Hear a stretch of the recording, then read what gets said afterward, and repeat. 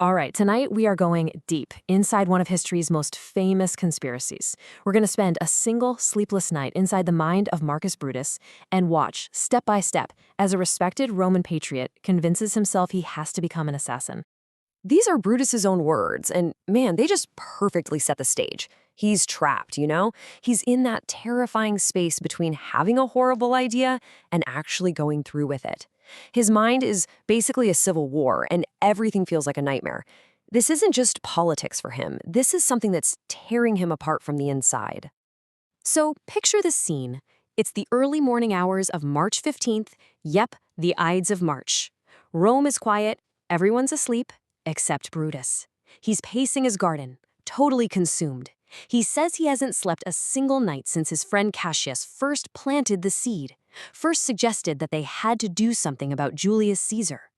And this, right here, is the conflict that's ripping him in two.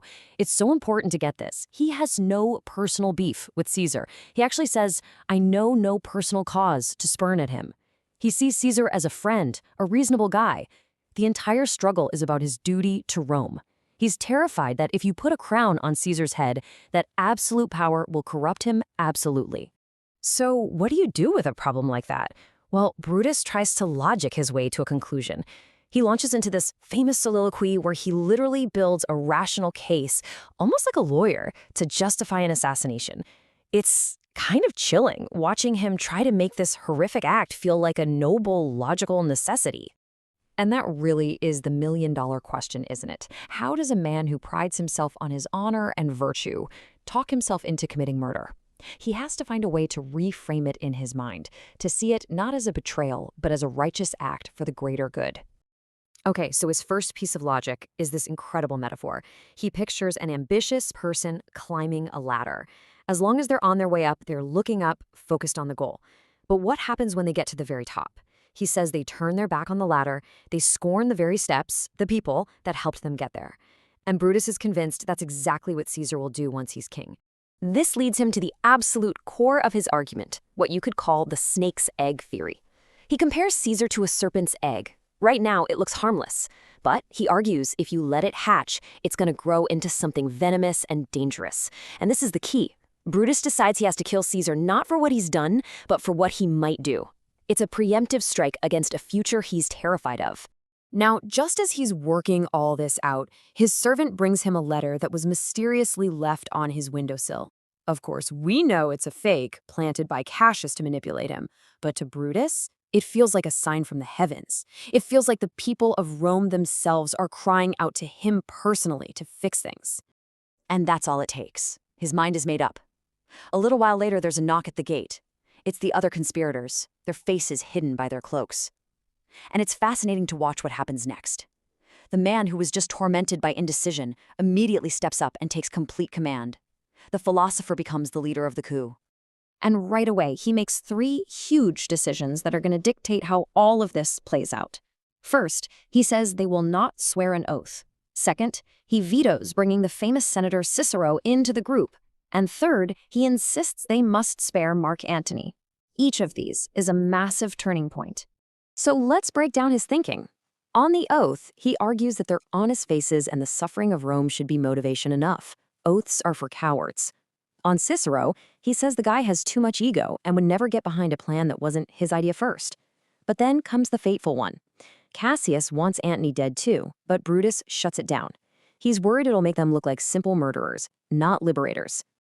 This one line tells you everything you need to know about Brutus's mindset. Let us be sacrificers, but not butchers. He is desperate to control the narrative of this event before it even happens. He wants to see this as a clean, almost religious sacrifice for Rome. He wants to carve Caesar up like a dish fit for the gods, not hack him apart like a carcass fit for hounds. And right here, this is the mistake. This is the fatal miscalculation. Brutus completely, totally underestimates Mark Antony. He calls him just a limb of Caesar, an arm that will be useless once the head is gone. He writes him off as a party boy who loves sports and isn't a serious threat. Oh man, for anyone who knows the rest of the play, this moment is just dripping with tragic irony. So, the conspiracy is set. The men leave, and then the scene just pivots completely from the high-stakes political plot to something deeply personal. Brutus is confronted by his wife, Portia, and she knows. She knows something is terribly wrong. This is where we see the human cost of his public mission. Portia basically reads him a list of his symptoms. He's not eating, not sleeping, not talking. He gets up in the middle of the night and just paces around sighing. She says the trouble in his mind has so changed his body that if he were anyone else, she wouldn't even recognize him. This secret is destroying him, and it's poisoning their marriage. She gets on her knees and hits him with this incredibly powerful accusation. She says if he won't share his burdens with her, if he's keeping her in the dark, then she isn't really his wife. She's just his mistress. It's a direct challenge to his honor and their partnership. And then comes this absolutely stunning moment. To prove that she is strong enough to handle his secrets, Portia reveals that she voluntarily gave herself a deep wound in her thigh and she bore the pain in total silence. It's this shocking, visceral act to show him she is not some fragile woman. She is his equal. Brutus is just floored. He's completely overcome with emotion by her strength, her loyalty. He cries out, "O ye gods, render me worthy of this noble wife." He promises right then and there to tell her everything. You can feel the deep love between them, which honestly just makes the whole situation even more tragic. But they're interrupted. Before he can tell her his secret, there's another knock at the gate. The final piece of the plot is about to click into place. Caesar's fate is now sealed. There is absolutely no turning back. I mean, think about the timeline of this single night. It starts around midnight, with Brutus all alone, torturing himself with this moral dilemma. By the time the sun starts to rise, he's not only made his decision, he's forged a conspiracy and made choices that will change the world. And now, at dawn, the last conspirator arrives. The last man to join the cause is Caius Ligarius.